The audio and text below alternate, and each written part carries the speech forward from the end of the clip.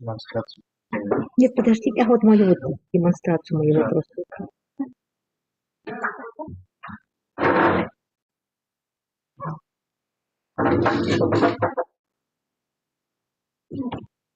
Добрый день. Сегодня меня пригласили мои уважаемые коллеги из Национальной библиотеки для того, чтобы я рассказала о очень интересной, очень актуальной на сегодня теме. Это судьба. Вот интересно вообще, я думаю, что мы каждый думаем о том, почему нам так уготовлена, почему так уготовлена судьба, что нам иногда везет, а иногда наоборот настолько кто-то такой счастливый нас накрывает, и нам кажется, что мы что-то такое очень обрели. Вот здесь фотография моя. Я была в 2015 году в Аргентине на краю земли. Огненная земля – это Ушуая. Конец света называют, вообще считается, да? И вот там для меня как раз очень важным показалось то, что именно вдали от своей родной земли я подумала о том, что как было бы здорово, если бы я написала бы вторую книгу, которая была бы посвящена феномену вообще судьбы, категории судьбы, поскольку вообще сам по себе этот феномен, он, конечно, универсальный. Каждый человек хочет счастья, у каждого есть своя концепция счастья, что он, как он себя чувствует, видит в этом мире. И общаясь со своими аргентинскими коллегами, я поняла, что, конечно, люди приходят в мир для того, чтобы исполнить свой жизненный сценарий. Вот, поэтому вот я специально здесь вот эту вставочку сделала, что тема сама меня так нашла. Но тем не менее, очень жалко, что в этой библиотеке нет вот этой книги. Это моя книга, которую я написала в 98 году. Вот так она так и называется, как вы видите, «Судьба в контексте мифоритуальной традиции якутов». Вот. И она вышла в Москве, и тоже была интересна тем, что я, наверное, впервые постаралась обобщить тот самый опыт духовный, который я собрала по материалу судьбы. Немножко кто меня не знает, я могу сказать о том, что я сама закончила Ленинградский государственный университет, кафедру этнографии. И темой моей вообще исследования была всегда наш национальный праздник Песах. И вот эта стихия праздника, стихия ритуала, стихия такой мифологии, она так меня захватила, что сегодня я около, наверное, 40 лет почти занимаюсь этим праздником, да, и она меня так захватила, что я сегодня могу с вами поделиться вот своими, скажем так, мыслями, как создается карта судьбы, традиционной картине якутов. Но перед тем, как мы вообще перейдем к этой теме, чтобы войти в эту тему, я бы очень хотела, чтобы мы посмотрели 9-минутный фильм. Называется этот фильм «Жизнь». Был фильм снят как студенческая работа в 1984 году. Смотрите, пожалуйста, такая притча. Вот с этого начался, наверное, якутский кинематограф.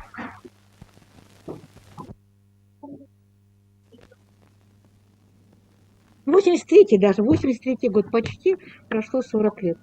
Это студенческая работа Алексея Романова.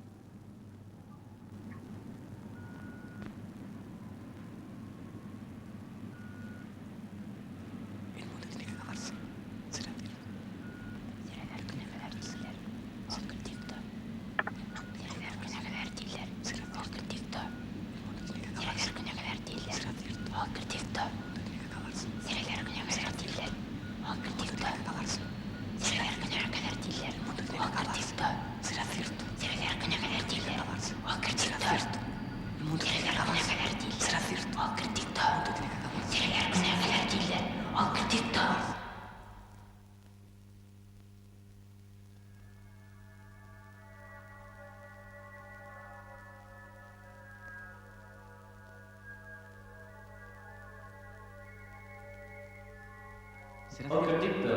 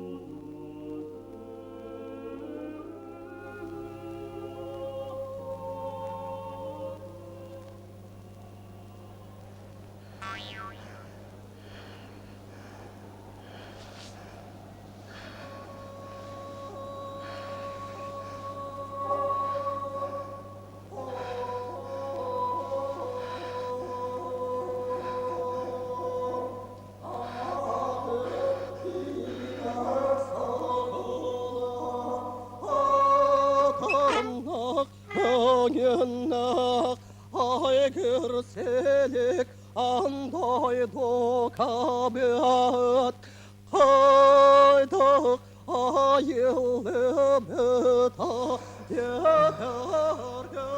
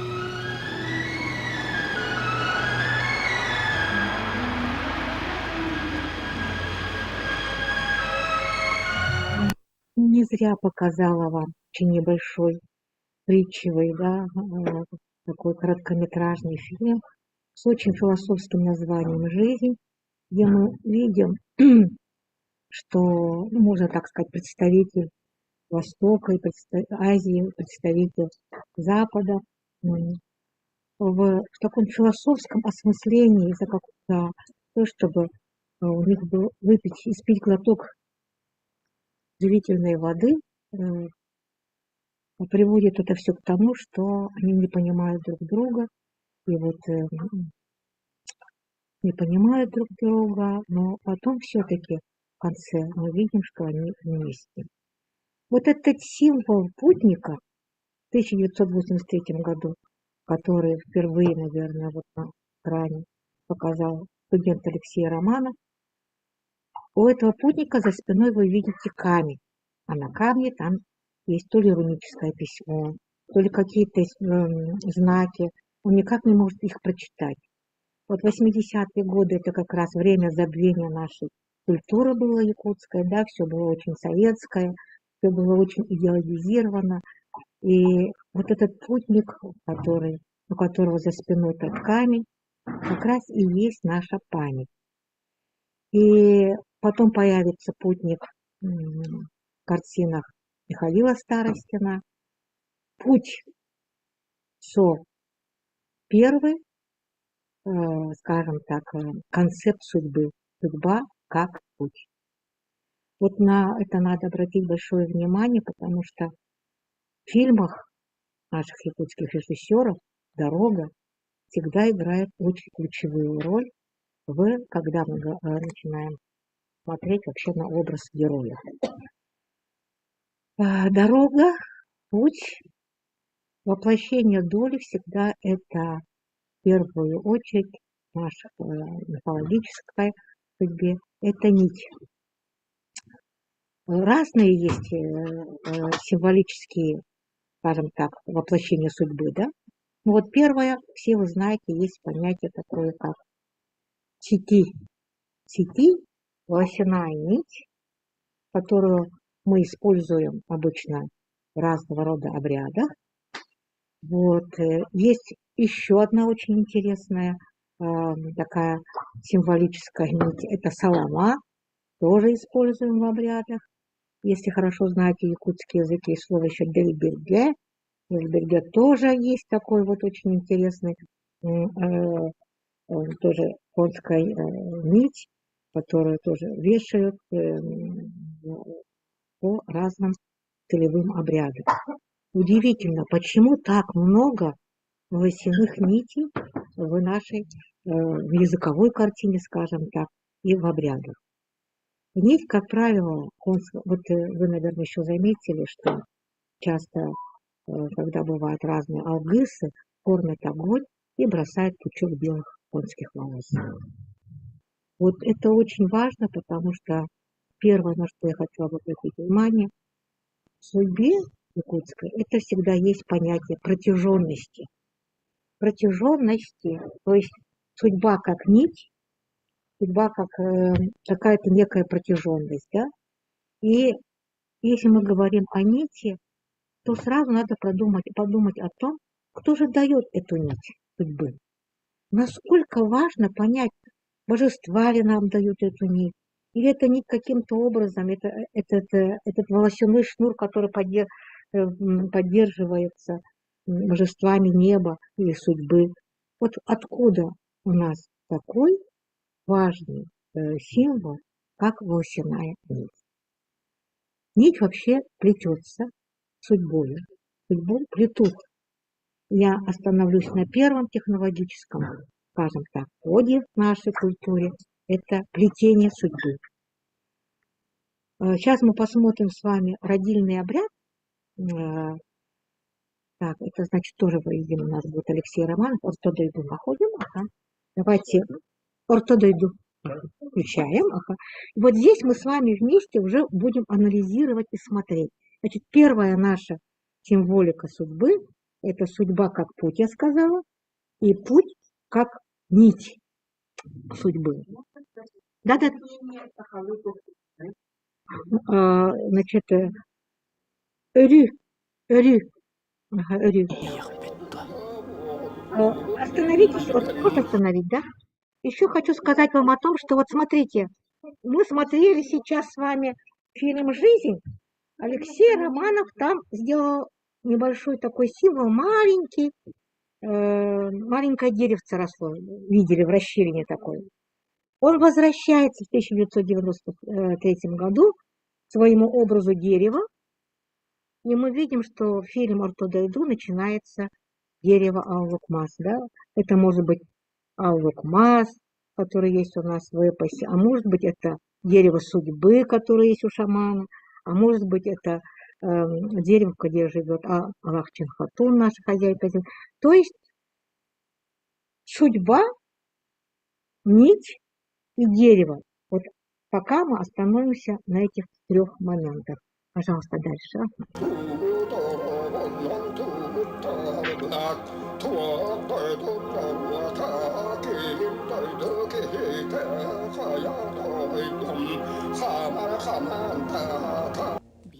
Вот смотрите, вы видите как раз вот эти самые пучки белых волос, конских волос и пеструю ленту. Для чего это так важно? Вы знаете, сразу же вам говорю о том, что в якутской культуре есть концепция программирования судьбы.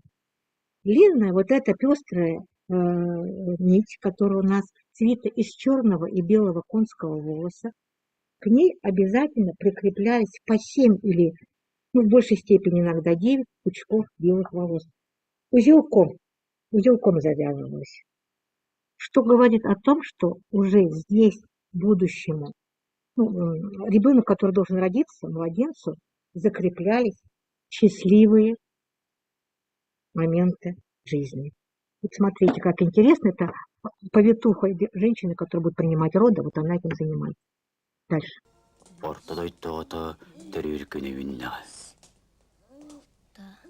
Должны быть 7. Вы знаете, еще вот этот фильм «Чеменьки» для меня очень дорого. Здесь есть актеры, которых уже нет.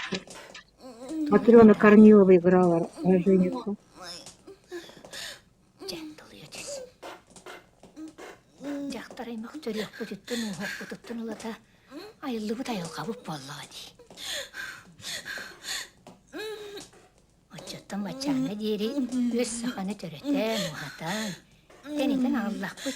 Чекатат.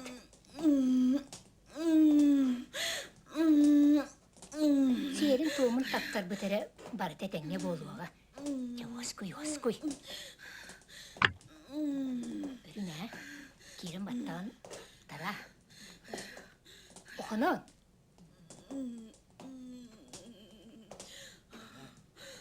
Даю.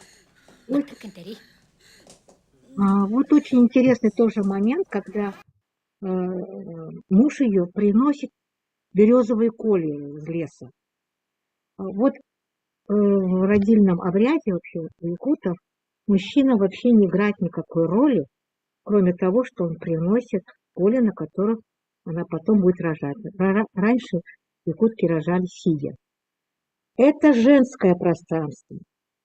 Поэтому, когда у меня часто спрашивают, у меня еще есть одна большая лекция, которая называется «Что такое счастье по-якутски».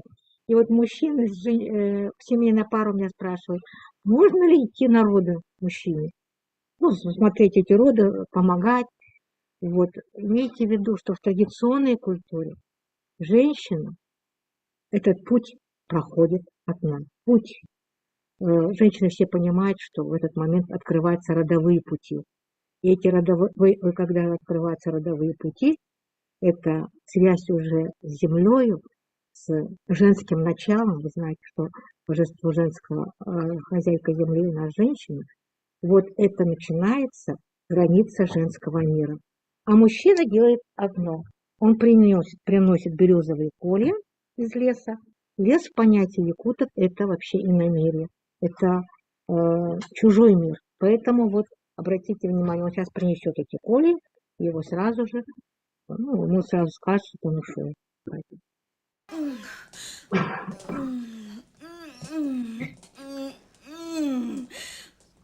Я почему говорю? Потому что я говорю это то, что судьба начинается с женщины, женского мира.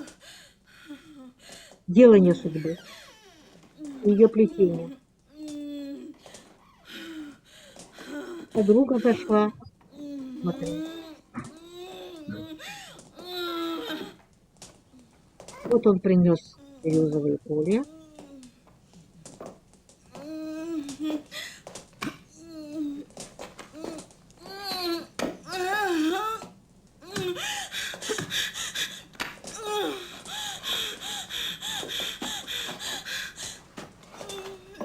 Обратите внимание, вот это вот такое сооружение, не напоминает ли вам Тигргара вот на Асехе, черехити, да, кумысный жбан с кумыса прикрепляли раньше, вот на таком называлось, как арбага. Вот тут тоже очень интересно. То есть женщин изоморфны женского начала земли, плодородия. Вот, обратите это внимание, тоже очень интересно. Вот теперь судьба ребенка, программирование судьбы ребенка. Ник – это его жизнь, младенца. Поэтому вот некоторые мне всегда говорят, почему там мы должны завязывать солому или сети. Имейте в виду, мы программируем. Вообще, сегодня очень многие исследователи говорят о том, что традиционная культура впервые дала нам понятие моделирования. И ритуалы, и обряды, они моделируются. Как они моделируются в якутской картине мира? Я вот вам сейчас и объясняю. Вот такое, значит, воплощение судьбы, как нить. Дальше. Почему вешали зайца? Кто знает? Зайчью шкурку. Кто знает? Почему вешали зайчью шкурку? Здравствуйте.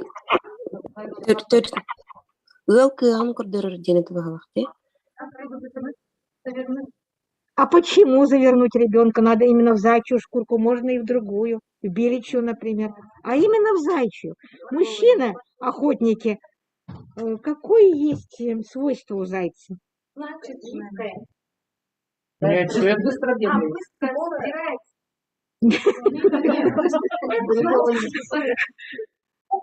Заяц очень плодовит. Так ведь? Вот. Поэтому воплощение божества, которое дарит детей, вот которое плетет судьбу, это Аегет. Она часто была воплощением белого зайца, или белой кобылице. Вот поэтому муж сразу вот дает, чтобы притянуть нашу Аехатаха. Дальше. Чувана, білімне. Значит, мы уже знаем, что ему очень длинная жизнь. Аңе гіттен кірдес. Э, Онна олыққа тұран кір. Вот так вот раньше рожали. Мгм.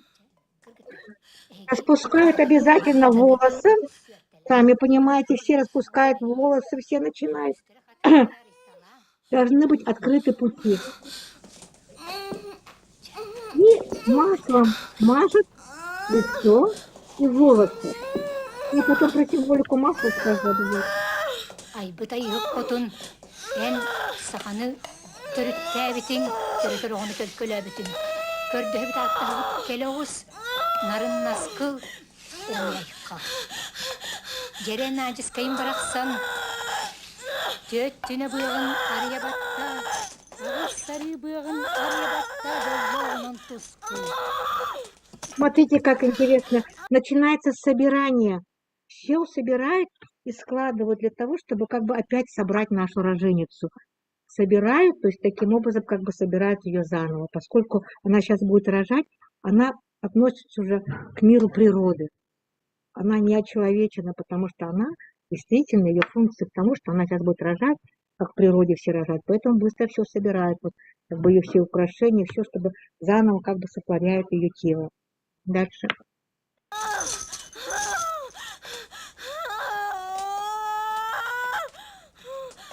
Вот эту девушку, обратите внимание, она тут играет как бы девушку, которая не может быть детей, она бесплодная. И вот появляется дерево. Обратите внимание, что в якутской культуре к дереву вообще относятся совсем разные есть деревья. Вот деревья с большой кроной, и другое это дерево, к которому можно пройти ребенка. Эгитте көрдөб. Копта ортуп Куран карды. Кырдер саспар. Жебин опынанан берекпін. Тура мостақпын туттаряқпын. Аныл отаян кулу. Ирін кудын түйерен кулу. Ары кетчіде.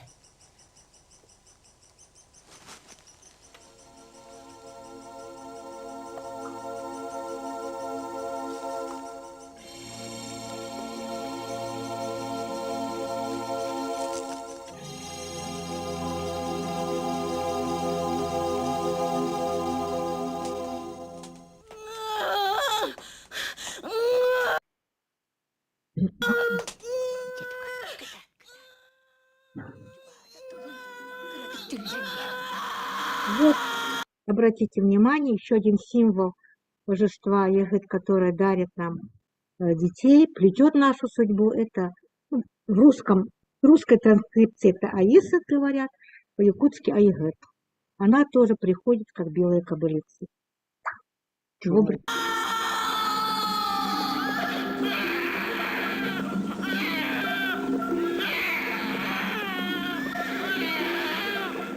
Ити курдук ортодойттоғота төрүгүн сағана айыйық қотын үрің бие болан көстері.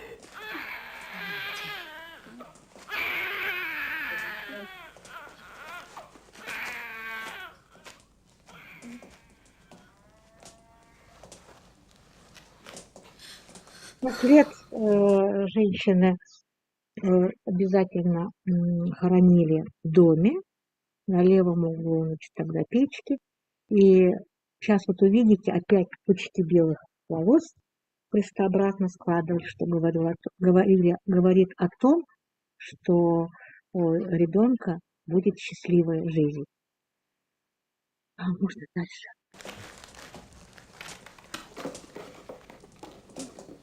Обратите внимание, что в глиняном горшочке обычно послед хоронили.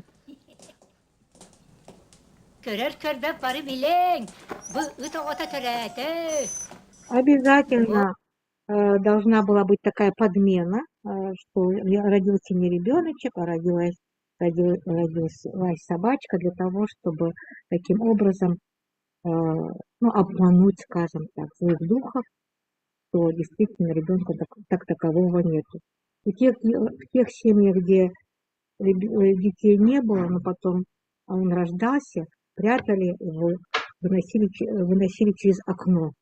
Другие сразу его брали, таким образом, будто бы в колыбельке лежала собачка. Таким образом тоже делали. То есть ритуальное, скажем, воровство ребенка для того, чтобы действительно скрыть от злых духов. Ну, вообще о некоторых обрядах недостачи, как я говорю, недостачи, неблагополучия мы отдельно в контексте судьбы еще поговорим попозже. Угу. Майтырык. Дәрә, айыһы котон аяннан иһәр атын тохтотун. Онна ылтыһинин тахсан тут. Удивительная культура якутов в том, что к нам божества приходят, а не мы идем к божествам. А Егот придет сейчас на третий день в эту семью. Также на празднике нашем, смотрите, мы можем встретить божества на празднике. Никуда не надо идти, искать их, они придут.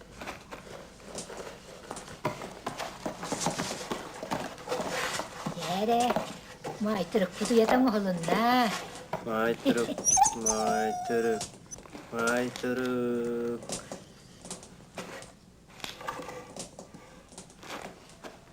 Че, Сразу видно, кто родился? Мальчик, потому что стрела, да, потому что... И вот один из предметов судьбы – табык. Ал оппынахатан. Үрің айы тойонға сүгіріен. Итчіләқ тұлбының әрән әрдіғым. Бұ айы табыға таңырабат тоқтағына әр жедері болдың. Онан манна оғым күтін сүрін қарыстыр тәрел болдың. Сразу скажу, что такой предмет ритуальный делается только для мальчиков. У девочек такого не было. Ылбатынлар, тұмы үрі тұмнан бардың. Уолаға ат құлын әр бәрді болдың. Арғағыттың тәхиннәқ, айы жана, қақсүттен көріләқ, күн жана. Ұрта тұру дойдыға оғыны елендін. Итенник табык эһем оронун үттүгөр муннукка ыянан турар буолара. Оны кеми атыттар бадете. Ара элбитин эрекенне көмөллөрүгөр 990 баран умакпыттары. Олата кутагаллааңа айы котуңга төнүннага. Айылыттан амылса.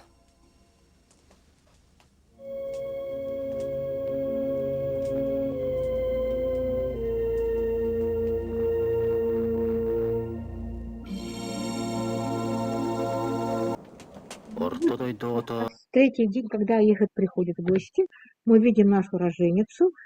Я вот еще для себя подчеркните, пожалуйста, что я вот сказала, что якутская культура уникальна тем, что божества общаются, создают диалог, когда приходят сами. Мы, конечно, сами к ним там не идем, мы у них что-то не просим. Божества и духи растворены в природе. Поэтому это очень важно, поскольку они могут нам и дать, они могут у нас и взять, они могут нам подарить, они могут нас наказать. Поэтому вот этот вот момент очень важно. Потом складывается уже, конечно, такую философию, когда есть понятие тюктери, запретов, сядь-сялян, что-то может произойти. Это все вот связано с тем, что божества активно за нами наблюдают. И духи тоже. Пожалуйста. Төрәбіті үз күнігер ниетен сыппыт отыттан тұрваран айығытын атар бұттыры. кыргыттар диак муннуктарын маналаан. Здесь очень интересно, что они будут кушать сейчас саламат. Брать из одной ложки вот так по кругу и кушать саламат. Я ввожу новое слово в судьбу, да, которое это самое элю. Напишите элю, доля. Элю, доля. Потом на этом слове мы обратим на это внимание. Ну вот, а женщина, которая хотела родить, ну, конечно, обращалась к белому шаману.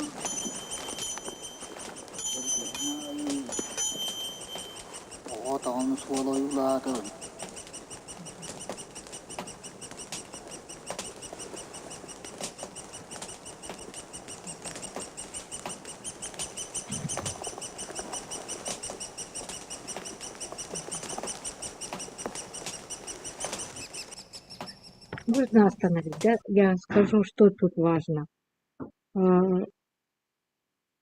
Белый шаман делает заклинание, и женщина сидит на шкуре, на белой шкуре кобылицы, ну, там, лошади, и ждет, чтобы с дерева упал там, жучок или какое-нибудь маленькое насекомое. Вот, ага. И вот такой, она должна его проглотить вместе с кумысом, и тогда у нее может будет ребенок. И вот таких детей называли орукогото. Орукогото. То есть такие дети, которые от дерева. Вот это тоже очень интересно в судьбе нашей, что природа очень активно ходит тогда, когда у нас, у человека, у людей бывает вот такая недостаточность. Но я их называю природные агенты или природные божества, природные существа, сущности. Вот они очень помогают в этом.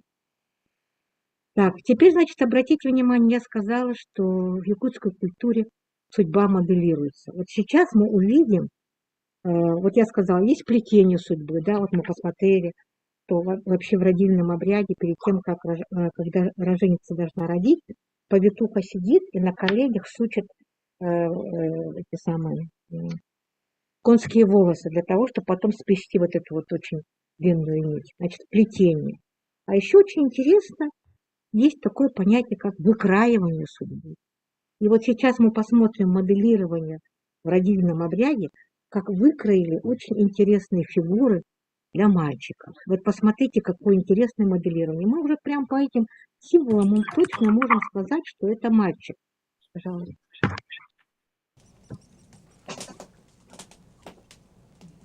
Ну, сначала вот они кушают саламат, как я сказала, как общую долю. Вот смотрите моделирование. Есть ураса, есть лось. Видите, да, вот есть лось. Там что с той стороны у нас? Корова, по-моему, да, корова. То есть, смотрите, это, в принципе, полная концепция счастья мужчины, да? У него есть дом, он охотник великолепный, вот лось, да? У него есть скот. Вот и смотрите, теперь самое главное, поймать эту, схватить эту судьбу. И что делается? Какое? Ох, да, байнайдак бурчит полугок. Вот видите, специально стрела, кстати, это тоже очень интересный символ. Стрела – это жизненная субстанция. То есть это активная жизненная субстанция для нашего молодого человека, который потом будет. Вообще вся культура очень символична. Просто надо уметь считывать эти тексты. Дальше. Вот теперь, знаете, тоже очень интересный момент. Вот это все потом сожгут. Все эти вот вырезанные фигурки, они потом сожгут. Вот почему вы думаете, меня студенты часто спрашивают, Екатерина Назаровна, а почему все сожгли? Могли бы спрятать где-то. Как вы думаете? Вот пока смотрите, потом мне скажете свою версию. Видите, все сжигается.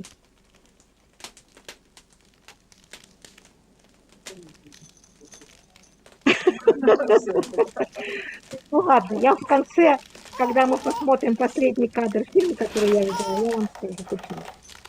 Ну, заметьте, модель сжигается, жизненная программа сжигается вдруг.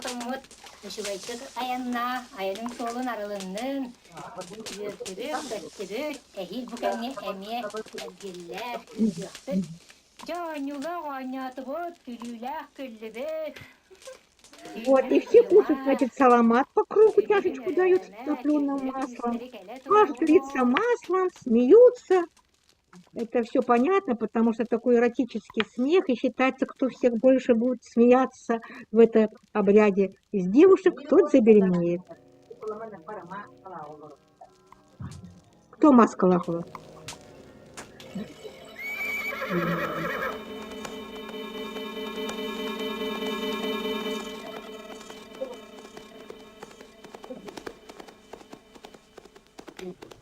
Жол соргу болла, үйрі көтір дәді. Жол соргу болла, үйрі көтір деді. Айқал болдun айығы қотыңға. Айқал болуна үйрі қотыңға.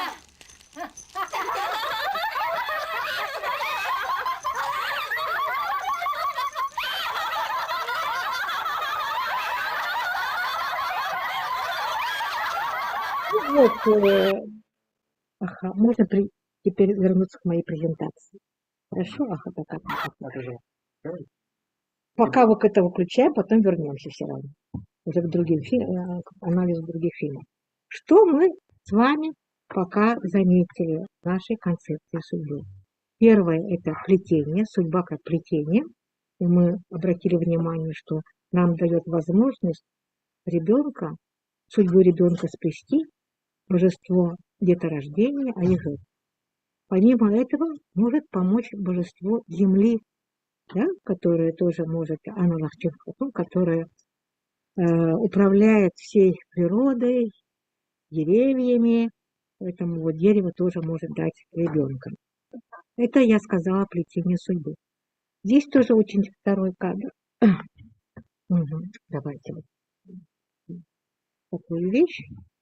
Сейчас тоже интересный момент, который я хотела бы сказать. Вообще, готовилась когда, подумала о том, что, возможно, будет много студентов, и подумала о том, что вообще в якутской культуре на праздник у нас регистры вообще традиционной якутской культуры, они, можно сказать, их два. Это наш национальный праздник Иссы, я его называю сейчас не национальный, скажем, традиционный праздник Иссы, и Аланхо. Вот на шкале, скажем так, системы координат культуры, я бы нарисовала вот эту систему координат якутской культуры, я бы вам точно делала только две такие вот оси. Это Аланхо и Иссы. И вот на этой шкале и происходят все, скажем так, связи, элементы, которые у нас моделируют эту судьбу. Давайте немножечко скажем о том, что вот что вы знаете вообще про Аланхо, кроме того, что это фольклор. То, что знает про него.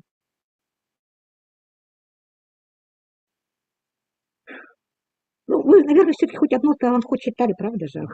Основная сюжетная линия, как всегда, это борьба богатыря, ну, скажем, там Собага, да? Вот, это первое. Вот. А если мы будем говорить о таком очень важном понятии, как пространство нашего Аланхо и время Аланхо. Когда Аланхо вообще сказывает? Нет. Самые холодные зимой. Самое холодное время сказывает Аланхо. При том, как они его сказывают, приходит Аланхасуд, он может прийти в семью и рядом жить и рассказывать, пока не закончится его Аланхо.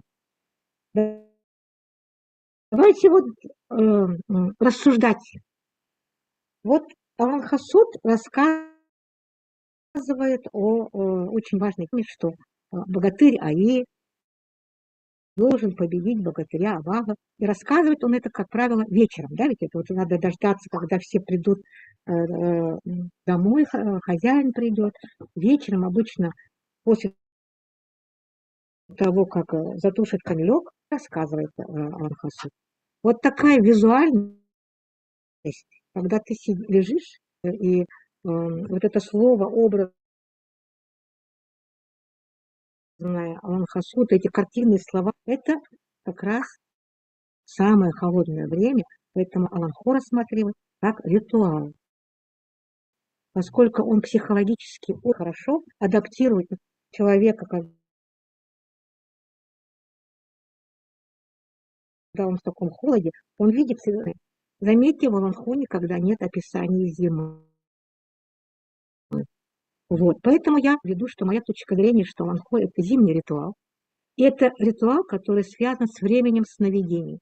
Но если хоть кто-то немножечко знает работы Мирчелиады, о мифологии, о священном, время сновидений – это когда значит, боги, демиурги или божества, которые занимаются созданием мира, они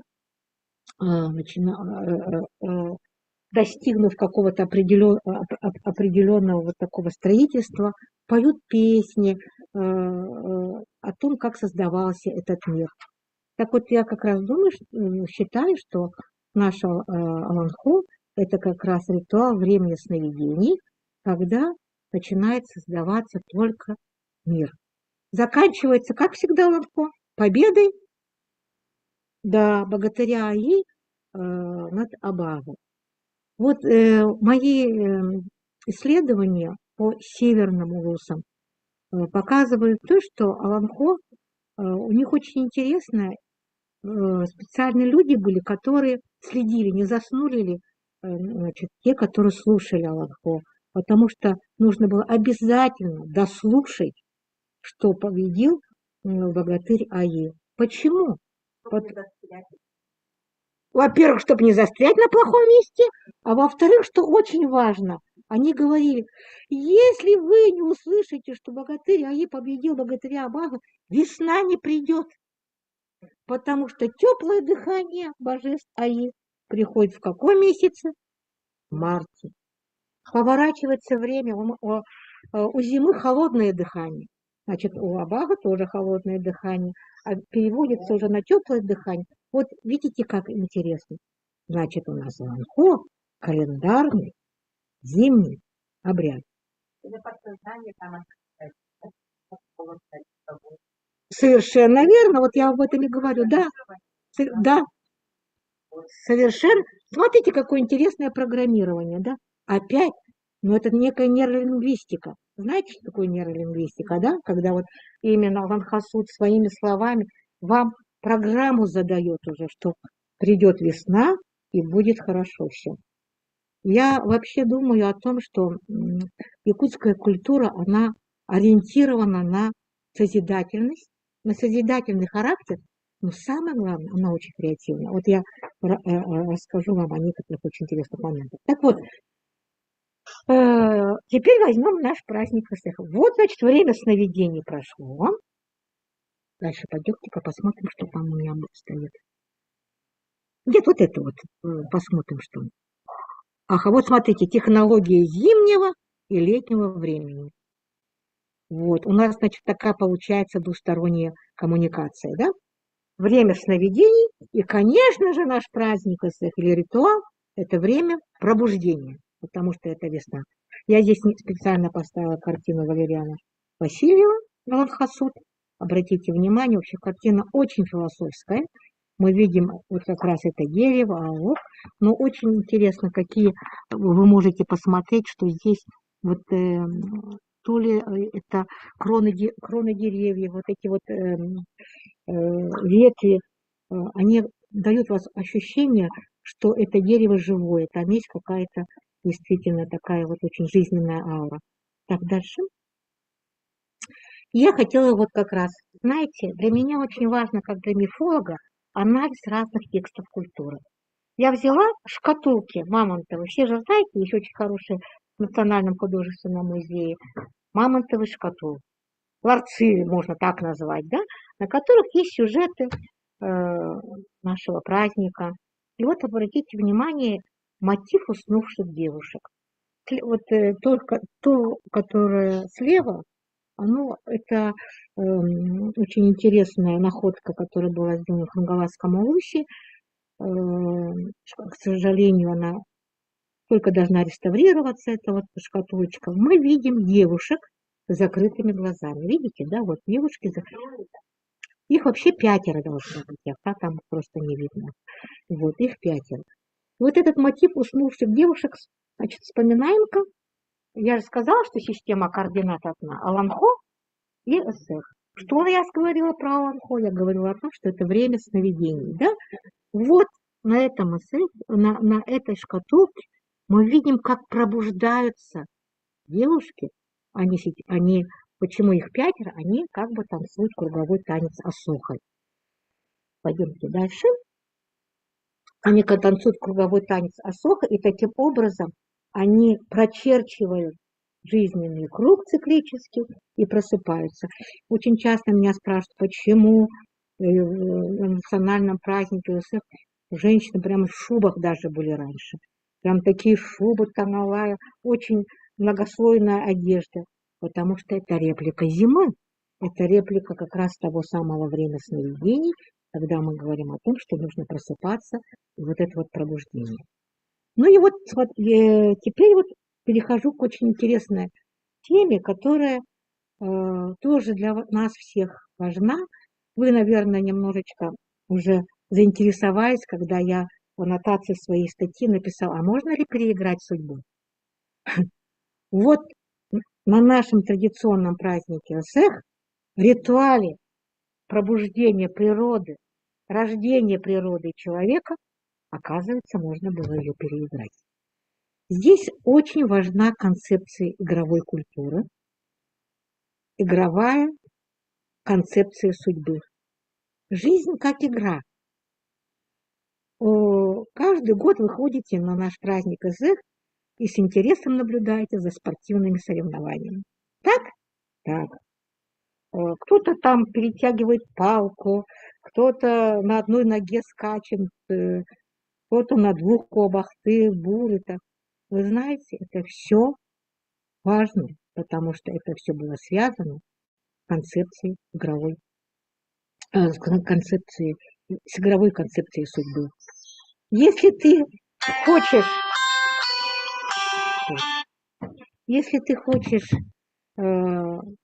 хочешь, чтобы у тебя была счастливая судьба, то тебе нужно показать божества, которые на Осехе, я же вам говорила, что удивительная культура якутская, божества к нам приходят.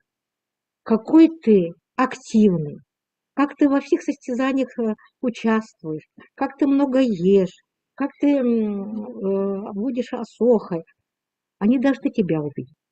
Вообще, вы знаете, что якутский праздник Осех проводится в белые ночи, когда граница мира людей и мира божеств становится прозрачной.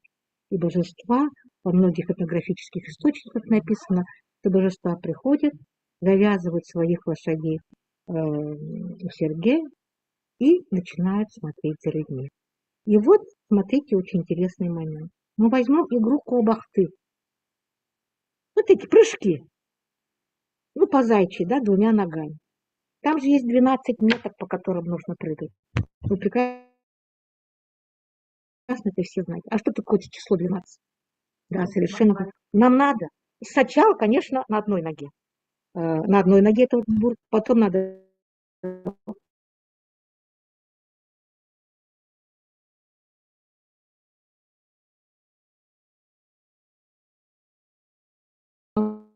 что за образ? Это образ иномирия.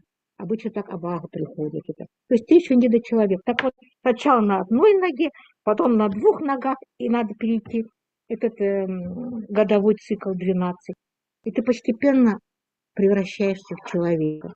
Раньше очень интересная борьба была, в смысле, как боролись наши юноши.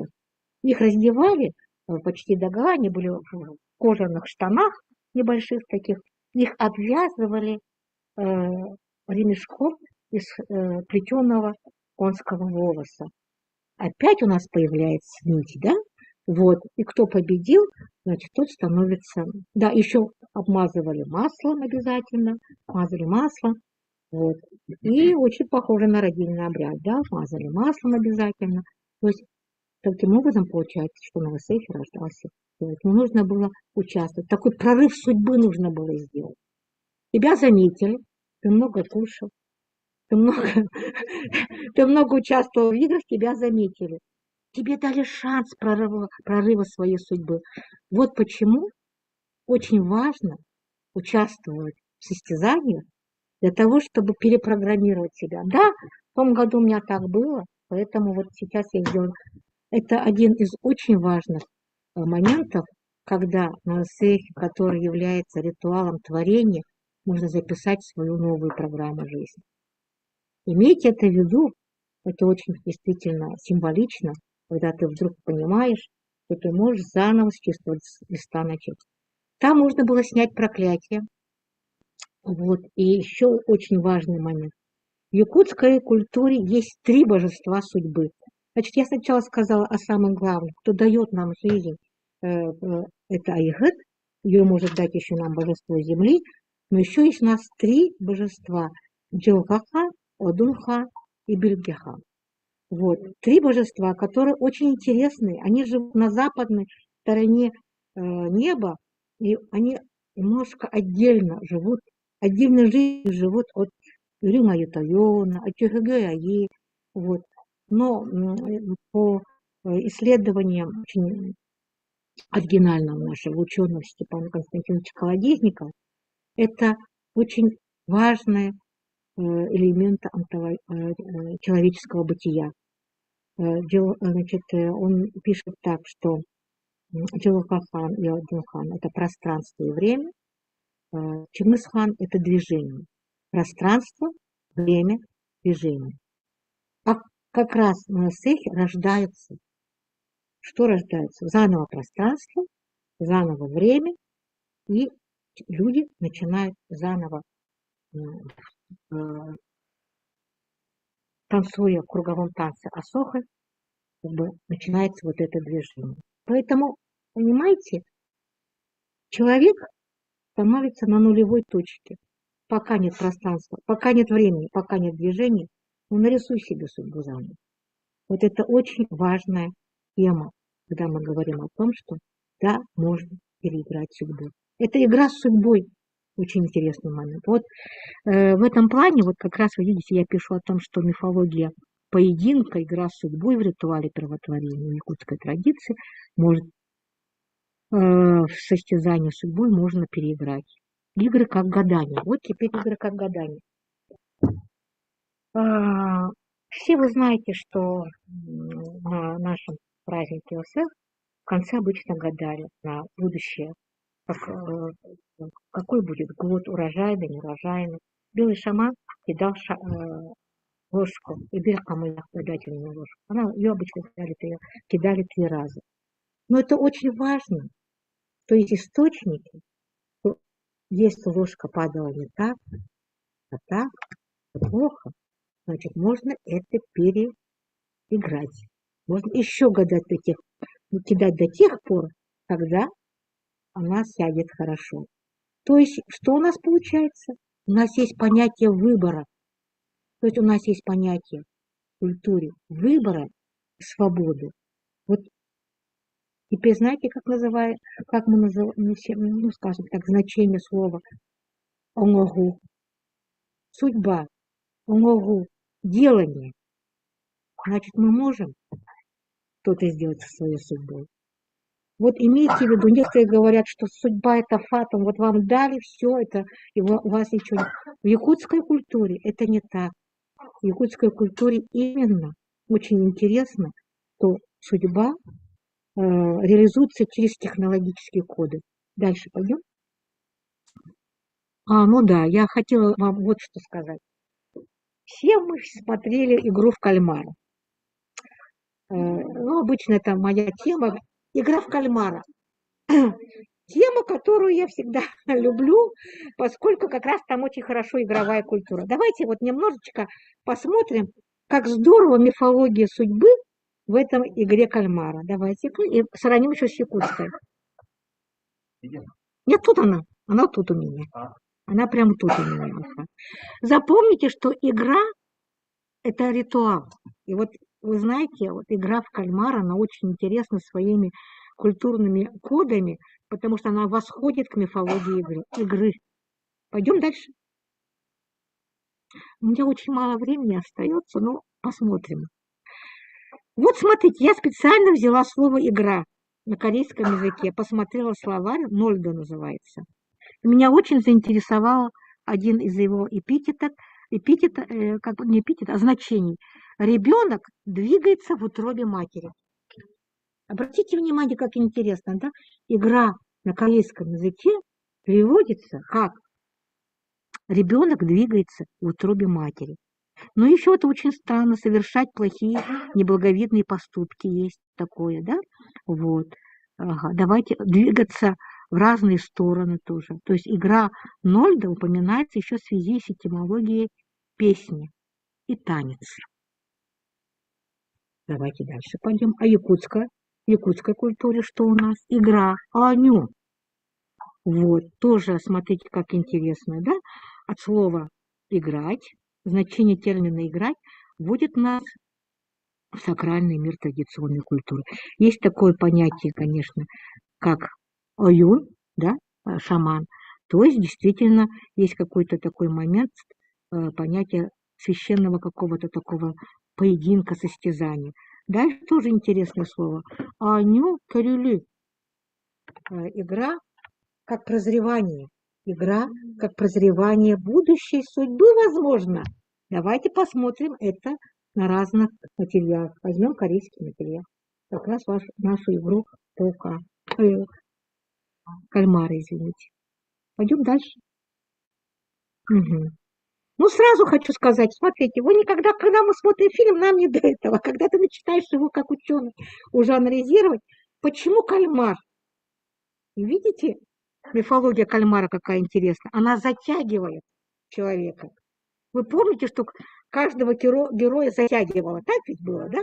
Поэтому всегда, когда вы видите какое-то название фильма, литературного произведения, очень важно видеть семантику самой игры. Пойдем дальше.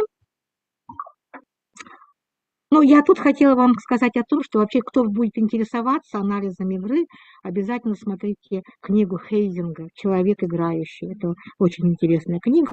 Там игра организует пространство, он пишет о том, что...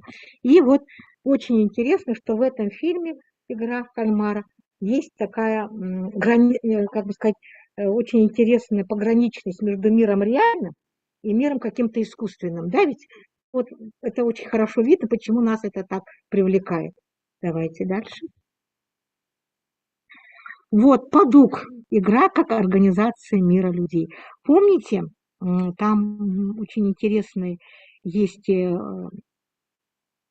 форма, она как бы наверху висит, как вот свинья там что-то или что-то такое вот было, да? Вот мифология вообще вот этой земли, квадрат там и так далее. Это надо обращать внимание, когда вы смотрите фильм, что это все идет в некую вот мифологию. Эти 4 угла олицетворяют у них 4 времени года, разные вот земля как квадрат.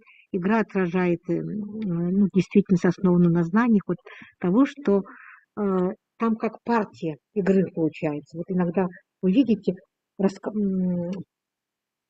пол или что-то там прям как квадраты были. И они там вот тоже интересно, что это все не просто так. Пойдемте дальше. Мне вот интересно, вот видите, здесь вот тоже вот свинья может быть и символом прожорливости, и в то же время вот упрямства, но в то же время и процветания, и счастья. Так что вот такие вот всякие символы животных тоже надо все время смотреть. У нас в якутской культуре мы сейчас с вами только обратили внимание на лошадь, обратили внимание на зайца. Дальше. Ну, тоже вот интересно, что есть разные положения исключительности, делится весь мир на исключительных там, и на простых. Вот я сейчас к игре хочу перейти, дальше быстренько посмотрим. Да, там очень много таинств и мистерий, безусловно, разные ритуалы, маски, обряды есть, и очень много вот орнитоморфных и зооморфных разные маски животных. Каждую маску надо изучать в этом фильме. Вот. Извините, пожалуйста. У меня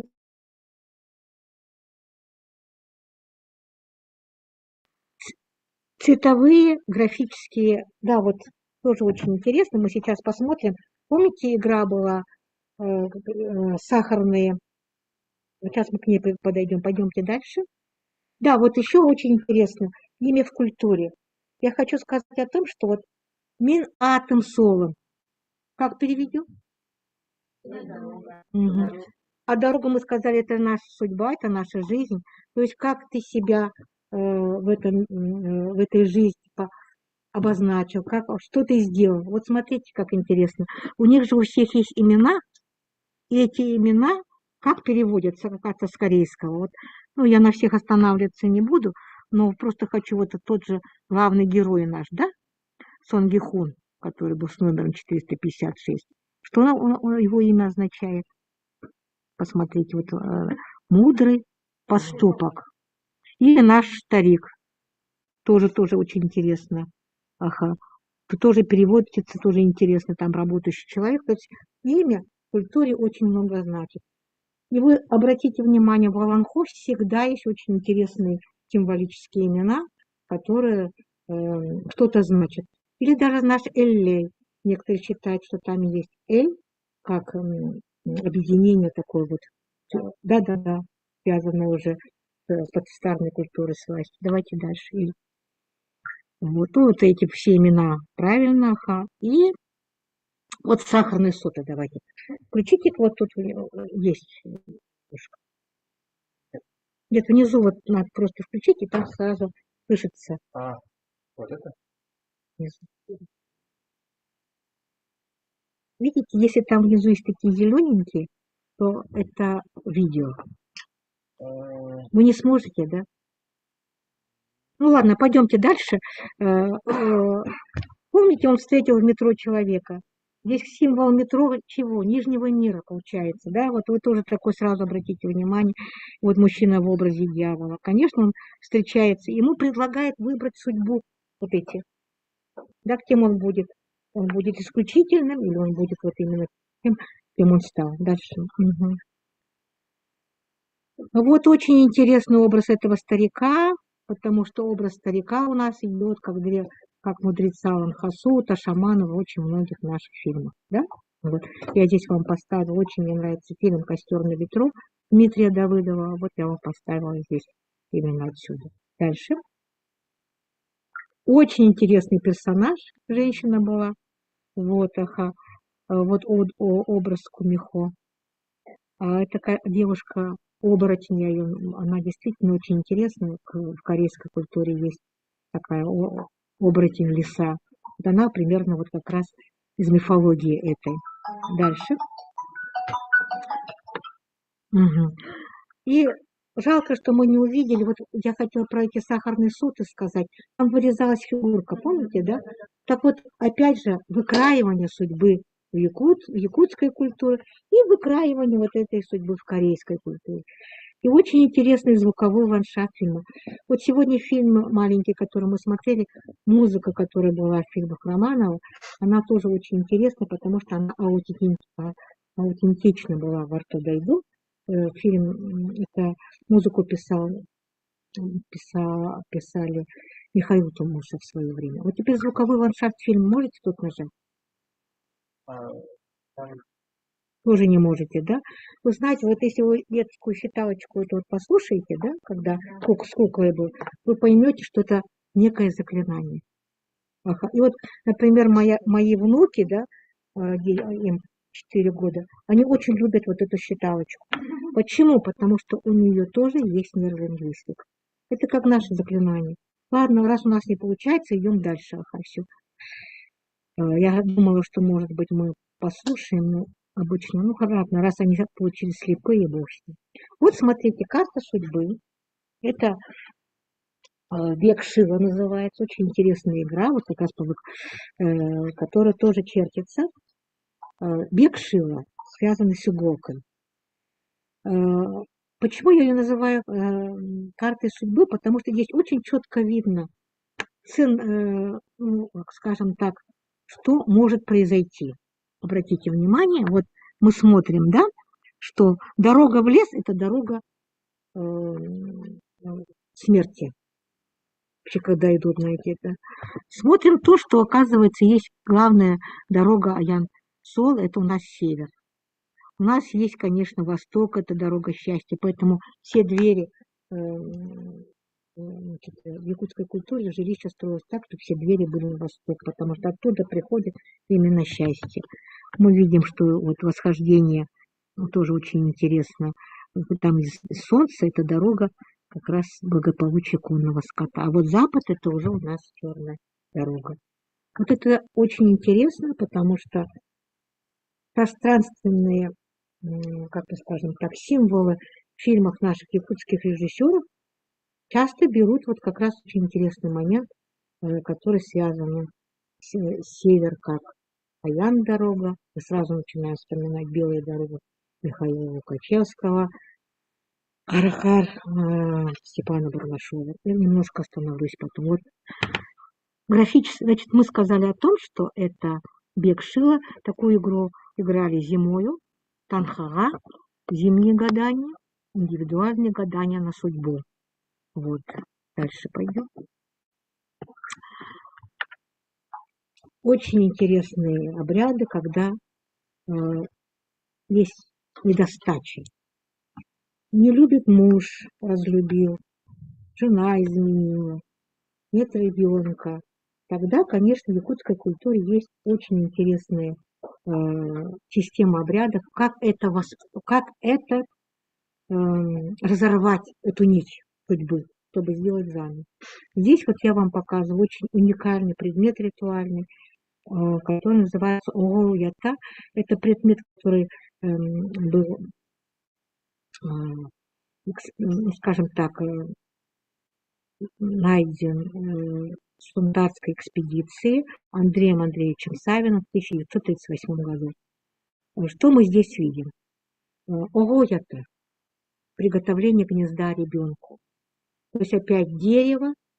И здесь тоже очень интересно.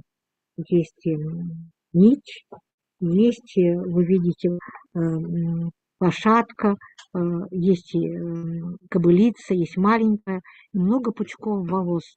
И солнце, есть одно солнце круглое, и есть еще одна круглая луна. То есть очень интересно, что обряд изготовления ребенка это совершался белым шаманом. Вот такое гнездо делалось, и вот такое вот накрывалось нитью, куда привязывали солнце, луну и значит, кобылицу, что я сказала, ребенка, и уже еще и лошадь. И получается то, что таким образом опять нить моделируется, чтобы был ребенок. Кстати, в гнездо ребенка складывали из коровьей шерсти маленькие такие шарики, похожие на яйцо. Вот, считали, что или туда могли положить деревянную птичку. Тоже думаю, что таким образом они притягивают судьбу ребенка. Вы знаете, очень важно вообще, когда я говорю об этих ритуальных предметах, знать эти ритуальные предметы и использовать их по назначению. В начале 2000-х годов я как-то зашла, вы знаете, что в Пендархане есть лавка такая, где подаются разные сувениры, сейчас она уже переехала. И там я увидела вот такие вот черненькие цветы из коровьей шерсти и еще и, по-моему, из конской такие шарики. Вот. Я спросила, говорю, а что это за сувенир? Мне сказали, это для массажа рук. Ну так, берешь, вот. Вы знаете, что такие нефритовые шарики есть в китайской культуре. Вот, обратите внимание, если кто-то бы купил эти вот такие вот шарики, это мы сказали, для чего? Когда есть недостача. Так?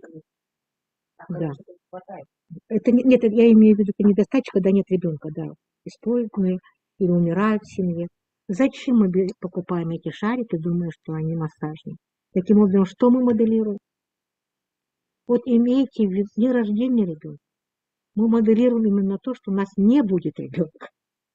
Конечно, потому что вы берете эти шары, думая, что они массажные, а вы обратите внимание, что это гнездо ребенка закрывалось, его обязательно прятали. Обычно гнездо ребенка это делали на восьмиствольной березе. Собирали, завязывали наверху эти стволы деревьев.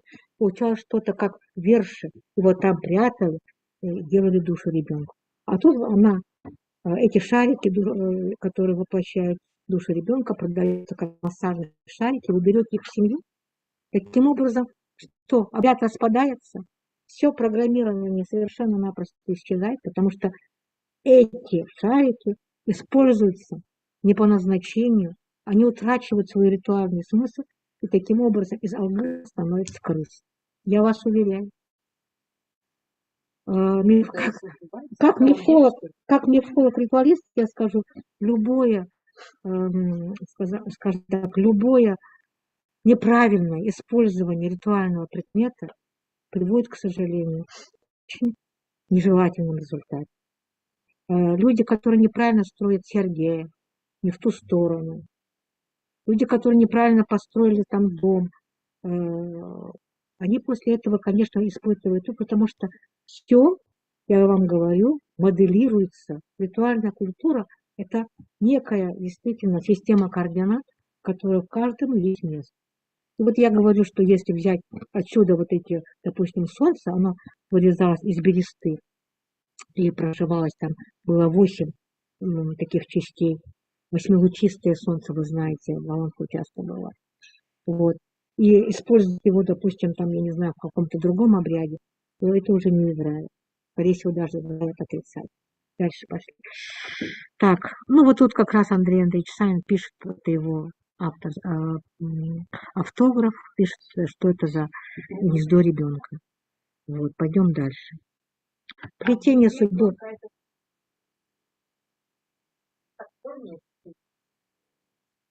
Нет, я сказала, что гнездо ребенка строилось, специально находили восьмиствольную березу, верхушки скреплялись этим самым тоже нитью или какой-то вот веревочкой.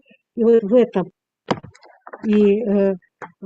скажем, получалось что-то наподобие космического яйца или, сейчас покажу вам, к сожалению. Вот так вот получается, смотрите. Вот восьмиствольный. Вот туда складывали, делали, значит, гнездо. Вот такое гнездо обычно делают тоже, опять же, из шерсти. И туда могут траву положить. И туда вот складывали, как я сказала, могли взять птичку, положить деревянную, изображение птички, как воплощение души. И сверху вот эту вот нить, про которую я вот сейчас, вот она. Вот то, что там было, это вот так вот нарисовано. Вот. Да, видите, вот гнездо ребенка, да, вот здесь есть маленькая, как будто это дверца, и там вот лежала. Пожалуйста. Вообще вот эту книгу, это моя книга. Я сейчас еще раз в конце скажу, вы, наверное, вас не было, я в самом начале об этом говорила. Вот. И еще я хотела сказать о том, что сначала гнездо ребенка всегда делают после того, как делают обряд закрытия дороги, по которой приходят злые духи, да, Абаагу. Вот. Обряд, который закрывает эту дорогу, проходит ночью, а уже утром, когда приходят первые лучи солнца, уже вот этот обряд Гоята. Вот это тоже очень интересно. Здесь еще очень интересный обряд Схиты и Дугар. Обязательно разрывают нить, обвязывают супругов, если у них там нет ребенка. Кстати, в том, что нет ребенка, никогда не винят одного супруга или женщину, или мужчину. Всегда идет пара. Это тоже очень интересно и очень важно. Вот я про плетение судьбы сказала, теперь я хочу сказать вам, судьба и вылепливает. Когда мы здесь в родильном обряде видели, я вам тогда сказала, послед в горшочек глиняный, и потом его зарывали. Вот когда рождался ребенок, заказывали специальный горшочек. И по горшку гадали, какая будет жизнь у ребенка. стучали по нему. Если звук был глухой, значит, ребенок скоро умрет. Если, значит, горшки не выходили в горшечнице на заказанный горшок, значит, что-то в этой семье неладно. Может быть, там скот убирает и так далее. То есть горшок выступал как гадатель. И когда я вам сейчас сказала про обряд закрывания дороги, там обязательно должен быть глиняный черепок, которым закрывали вот эту дорогу. Глиняный черепок как что? Как доля. Элю. Элю, семантика этого слова, значение его несколько. Элю как доля, элю как смерть. То есть это речь идет о том, что доля всегда отмеренная. Доля всегда есть какой-то достаточный, ее можно измерить. Поэтому имейте в виду, когда я вдруг вам показала горшки вот эти глиняные, они действительно участвуют в вылепливании судьбы. Ребенка вылепливают. И эквивалентом глины является масло. Поэтому мы увидели в родильном обряде, как ребенка эпичным маслом мажет, чтобы у него головка хорошо, была такая, скажем, круглая. Или, допустим, вот роженицу сейчас вот маслом тоже мажут, увидели. То есть эквивалентом является масло. Дальше. Вы говорили же, что можно переиграть. Да, можно.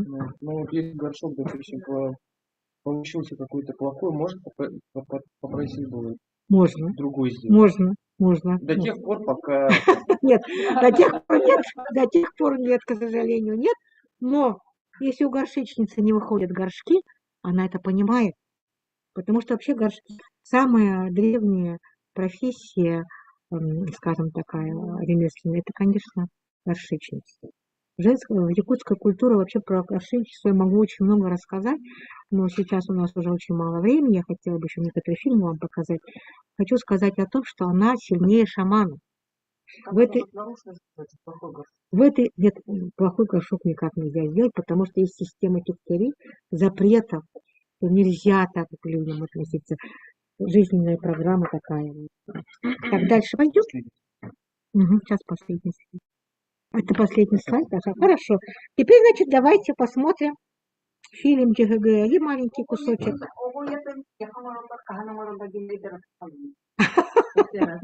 Хорошо.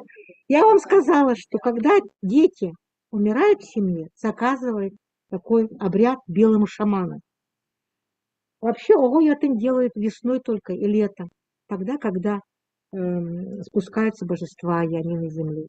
Вот. Но до этого ночью, я так сказала, сначала надо провести один обряд закрывания дороги, по которой приходит Абаха, а на следующее утро уже Огойотын. Понял? Понятно? Вы после лекции ко мне подойдете, я более вам так расскажу. А сейчас я хотела бы остановиться. Сейчас нам надо посмотреть ДГГ.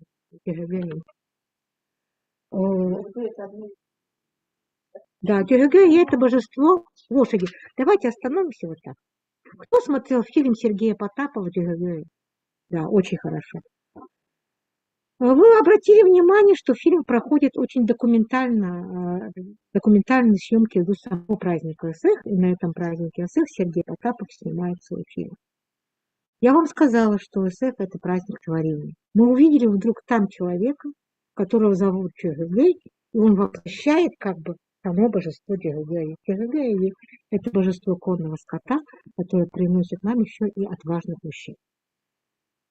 Я хотела бы вам сказать, что здесь некая телесность человека, лошади, потому что божество, у нас считается, что Земля у нас создана, Вселенная создана из частей белой кобылицы. Мы здесь вот видим лошадь и видим молодого человека, который... Еще раз вернемся, посмотрим, как это ситуация. Все знают, что фильм заканчивается трагически, он умирает, его убивают, главного героя. И вот смотрите, какая интересная здесь метафора судьбы.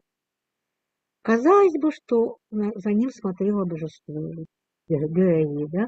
Смотрите, вот он сам родни этому божеству, но на празднике происходят некоторые действия, такие, которые антиэтикетные, скажем, которые привели к тому, что его не стала главного героя. И здесь есть эти символы. Бег героя на лошади, как я говорила, помните, по кругу это всегда время. А здесь мы видим, как ускорилось это время, да? Значит, это уже иное, ну, как бы иномерие. Пойдемте дальше. Еще хотела вам показать угол, о котором так, да, вот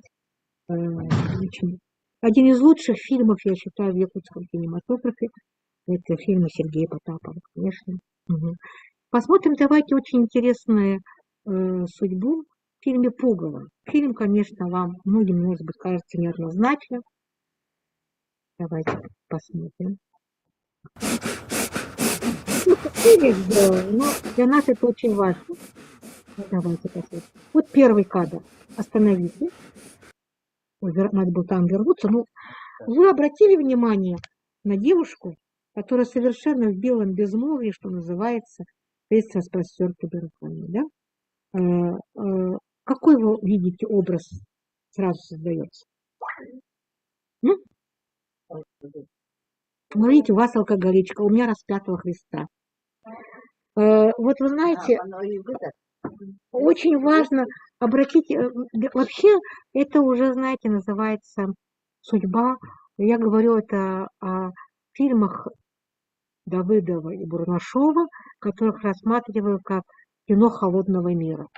И я это говорю в том, что они очень хорошо показывают наше северное кино. И вот здесь вот я хочу рассказать, вот, что для меня вообще Пугало в ее судьбе.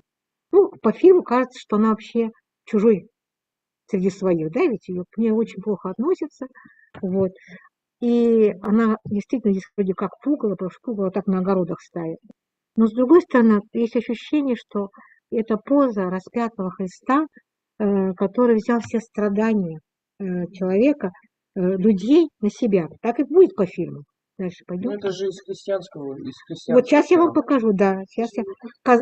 Вот, это, вот смотрите, как интересно.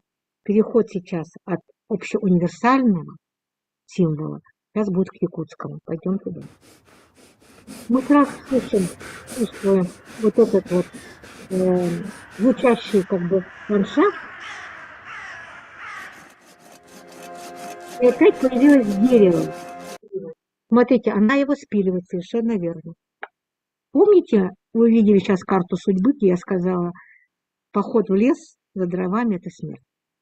Вот появился чисто якутский символ. Кстати, тоже в фильме «Нет Бога», да, вот в фильме Давыдова там начало фильма в том, что в осеннем лесу тоже спиливают деревья. И там так спилили дерево, что сразу вся хвоя упала. Вот удивительный символ судьбы. Спиливается действительно свою судьбу. И дальше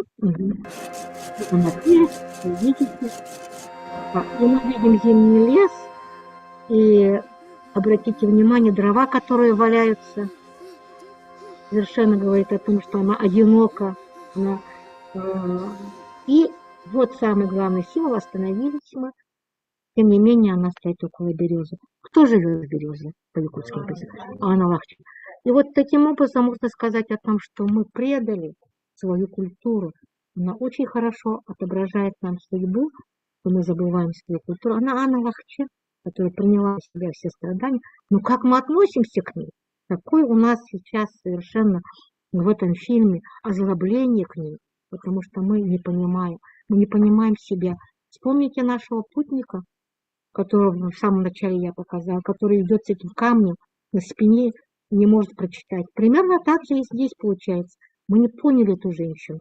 Она, в принципе, являлась нашей Анна Лахчева. Она вот такая вот в этой березе, единственный кадр, и она чувствует, что она дышит. Дальше. И вот, обратите внимание, она вне нашего кюре. Что такое кюре? Изгородь, где собирают скот, да? Угу. Она за этим, она за рамками этого общества нашего получилась. Почему? Вот такая вот страшная ситуация. Мы выбросили ее.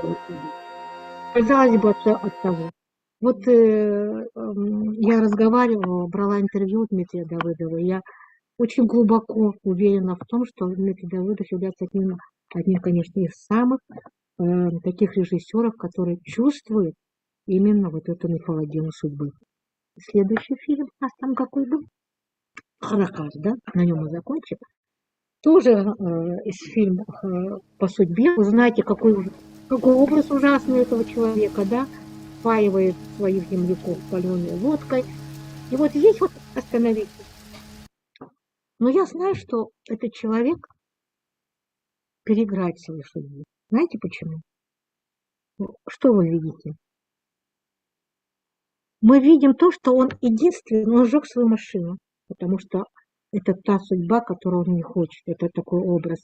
Но у него на шее сумка национальная традиция, вы видите северный орнамент. Вот там, если мы посмотрим, мы там увидим, вы там увидите кочевье, ну, то есть это жилище. Он говорит о том, что он все-таки вернется в материнское лоно, в смысле в культуру свою, обретет свой дом. Посмотрите, как интересно Степан Бурнашов нашел символ. Графически, как тоже первого того путника, у которого был камень на спине, а здесь мы видим сумку, есть вот этот орнамент, который действительно говорит о том, что у него есть родной дом. И он все-таки свой путь найдет. Дальше. Его нет почти вы знаете, да, но тем не менее, вот он как какую-то ментальную карту на себя надел, чтобы найти свой путь, свою дорогу. Я завершаю и хочу закончить нашу лекцию тем, что очень важно видеть символы судьбы и самое главное понимать, что традиционная культура моделирует и программирует эту судьбу так, что в принципе не самый главный в этой своей судьбе сам человек. Он должен просто-напросто соединить свой мир с миром природы и жить по тем правилам, которые написаны, как бы сказать, в кодексе этой культуры. Как мифолог и творец я считаю, что очень важно считывать эти тексты, видеть их, и наши художники, наши режиссеры, наши писатели, поэты, они как люди, которые очень, я их вот могу их называть, сказать, они более открытые, более чувствительные ко всему этому, очень хорошо доносят и показывают мифологию судьбы. Вот. Ну, если вам интересно, вот я хочу сказать, что вот есть такая книга, вы ее можете фотографировать. К сожалению, в библиотеке, кажется, ее нет. Вот моя книга по символике судьбы. Там очень много есть про целый обряд восстановления, ну, скажем так, неблагополучия, недостачи. Вот, как раз Гоята, Типибыга и так далее. Вот эти вот обряды все расписаны. Ну, вы потом подойдете ее и сфотографируете, если что. Вот. Ну, спасибо. Спасибо.